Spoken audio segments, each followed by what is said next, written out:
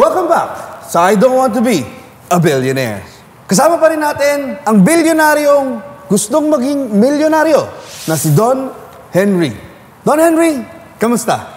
Well, okay naman po. Medyo kinakabahan lang, no? Kinakabahan. Nakatungtong ka na ng jackpot round. Ngayon ka pa kinakabahan? Oo, kasi alam niyo naman, ayoko na maging bilyonaryo. Ang hirap ng buhay. Diba? Tapos maya't-maya may humihingi sa akin ng tulong. Tapos prone pa kami sa kidnapping. Yeah? Gusto ko lang sana mabuhay yung simple lang, yung milyonaryo lang. Well, si Don Henry, mga kaibigan, ay may 1.9 billion net worth. Pag nasagot niya ng tama ang jackpot question, ay babawasan natin ng 1 billion pesos at magiging milyonaryo na lang si Don Henry. Kung hindi naman, don't worry, Don Henry, dahil mababawasan pa rin ng 100 million ang pera mo.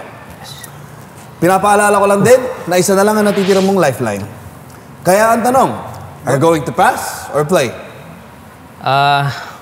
Play po. Play tayo, play. Then let's play. I don't want to be a billionaire. Para sa yung jackpot question. Magkano ang minimum wage sa Pilipinas? Is it letter A, 363 pesos? Letter B, 570 pesos? Letter C, 645 pesos? Or letter D, 744 pesos? Wala po akong alam dyan sa mga minimum wage eh. Siguro gagamitin ko na yung last lifeline ko. Call a friend tayo. Sino ang gusto mong tawagan, Don Henry? Misis mo, mga anak, or kapatid? Wala rin pong alam yung mga yun sa mga minimum wage. Mga bilyonaryo din yun eh. Okay. Siguro tawagan na lang natin yung kasambahay namin, si Mirna. Si Mirna. No problem. Okay. Tawagan natin si Mirna. Hello? Hello Mirna. Si Sir Henry mo to. Ay, wala ho dito. Si Sir Henry, umalis ho. Oo nga Mirna, si Sir Henry mo nga to. Ako si Sir Henry. Naku, hindi naman ako tinatawagan ni Sir Henry. Siguro, mambubudol ka, no?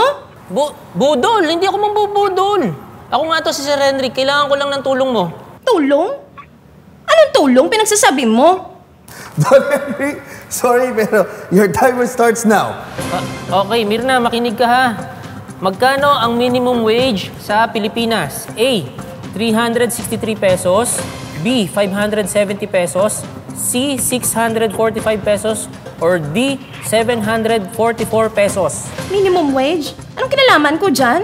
Kami nga dito, hindi pinapasweldo ng tama. Walang oras na trabaho namin, tapos lagi kami pinapagalitan ng amo namin. Tapos kahit hindi namin trabaho, ipagawa sa amin. Tapos laging delayed ang sweldo namin. Anong minimum wage na sinasabi mo dyan? Ulol?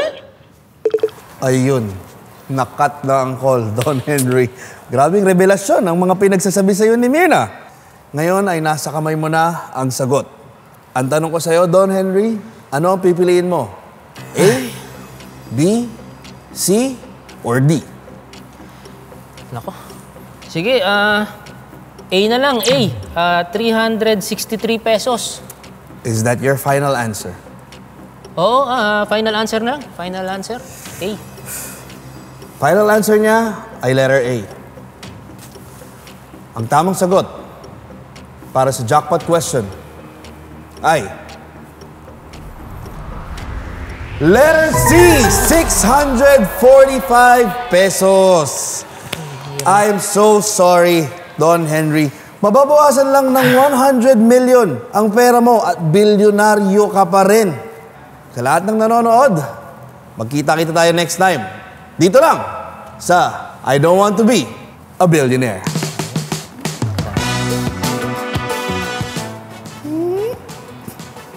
Sorry, Derek. Kung hindi naman, don't worry. Tatanggalin ko na si Mirna. Sa'yo na lang. Nagbabawas din ako, Don Henry. Kaya pasensya ka na kasi I don't want to be a billionaire. Thank you.